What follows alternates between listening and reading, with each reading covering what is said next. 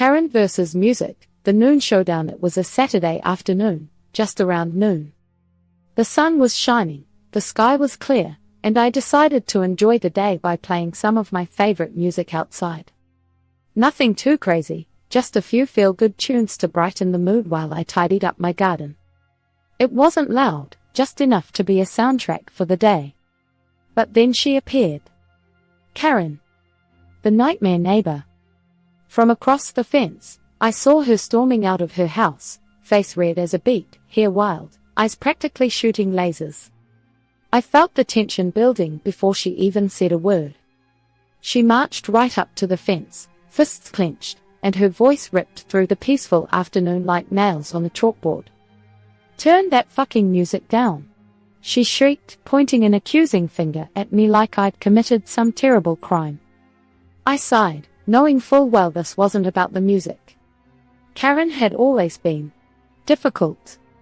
Whether it was parking disputes or her complaint about my too bright Christmas lights last year, she seemed to find a reason to be upset with just about anything I did. But this was next level dramatic. I wasn't going to back down this time. After all, it was noon, hardly an unreasonable hour for some tunes, and the volume was well within reason. I looked her dead in the eye and said calmly, but firmly, "Make me." Her face twisted in fury, her mouth opening and closing like a fish gasping for air. You'll regret that," she screamed, pulling out her phone. "I'm calling the police." I couldn't help but roll my eyes as she stomped back inside, already dialing 911. It was absurd. Calling the police over music at noon? But then again, this was classic Karen behavior. I turned the volume up just a notch, nothing extreme, just enough to drive home the point. If she wanted a fight, she was going to get one. I continued enjoying my day, watering the plants, knowing the police would be here soon. But I wasn't worried. I hadn't broken any laws. Sure enough, not 15 minutes later, 2 officers arrived, strolling up to my yard. I turned the music down just slightly as a courtesy, then greeted them with a smile. "Afternoon, officers. What can I do for you?" They exchanged glances, clearly already familiar with the situation and with Karen. One of the officers stepped forward, his tone relaxed. "Got a call about a noise complaint," he said, nodding toward Karen's house. "Seems your neighbor's upset." I sighed and nodded. "She came out yelling, demanded I turn it down. But it's noon, and I don't think the volume's unreasonable." The officer nodded, then listened for a moment as the music played softly in the background. He glanced at his partner, and they both shrugged. "Seems fine to us," he said.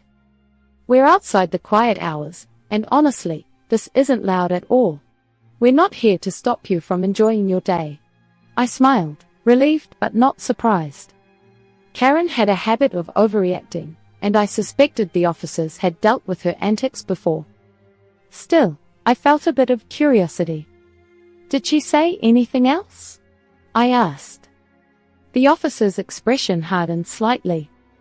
"She claimed you threatened her," he said. "But from what we've gathered, there was no threat, just a disagreement. We're not concerned about that."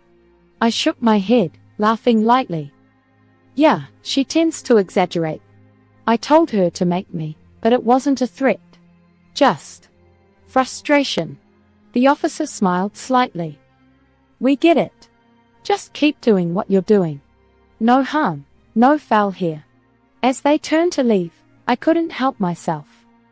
I turned the music up just a little bit more, still not even close to unreasonable, and the officers glanced back with a thumbs up. "Sounds good to us," one of them called out with a grin. I waved as they left, feeling a surge of satisfaction. I wasn't trying to cause a scene, but I wasn't going to let Karen bully me into submission, either. The music played on, my garden still in progress, and Karen's curtains twitched furiously from her window. Let her stew, I thought. Today, the music stays on.